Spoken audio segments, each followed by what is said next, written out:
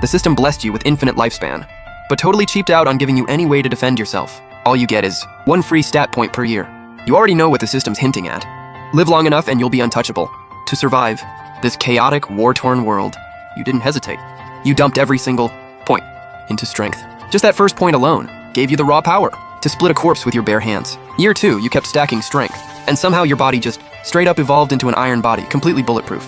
With a build like that, you managed to land a job as a town constable, but the good times didn't last. In what you'd call year 1, the Docking Dynasty went to war with the Southern Sect and started drafting everyone. It had begun. You figured there was no way you were getting out of this, but the local government actually took one look at your situation. No wife, no family, nobody, and figured you'd just bolt or defect the second things got tough. So they actually left you off the frontline list. Lucky you, but your squad captain, Shiaoir, wasn't so lucky. Before he shipped out, he handed you his 9-year-old daughter, Shiaoir, and asked you to look after her. Time flew.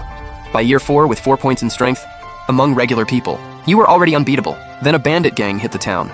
You went in solo and took out over 50 of them, saving the whole town. Off the back of that, you got promoted to head constable. The mayor was seriously impressed. Straight up told you that when he retires, the mayor's seat is yours. There was one piece of bad news, though. One of the bandits you killed was a guy named Gao Qixiang. His older brother Gao Qiqiang had recently caught a lucky break and become a disciple of an Immortal Sect, which means he might come back for revenge. The good news? He just started training. Probably gonna take 10, 20 years. Before he even leaves the mountain. You nodded. But honestly, you weren't worried. You were confident. Who's gonna be schooling who? After another 20 or 30 years, we'll see. Time kept moving. By year 11, you'd stacked 10 points in strength. At this point, a single punch could shatter a boulder. So you decided to pause on strength for a second, then dropped 1 point into luck. The results were immediate. You were finding money on the street constantly, catching fish without bait. Your luck was absolutely insane. A couple years later, word came in that Shiaoir had died on the front lines. When the news reached Qingyu Town, little Jueyr cried for a long time. Meanwhile, something big went down in town. A group of people claiming to be from the Yanu Sect suddenly showed up in Qingyu Town, looking to take on disciples. Apparently, they'd sensed someone with great destiny in the town, and someone with great destiny, they said, had limitless potential.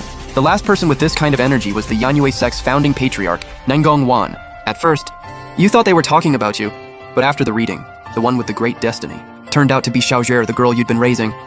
She didn't turn down the offer to become a disciple, but after all these years together, she'd noticed you never aged. She knew you weren't normal, wanting to stay by your side.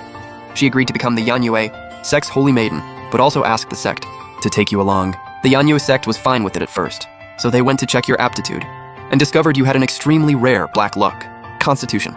Black luck basically means you drain the luck of everyone around you.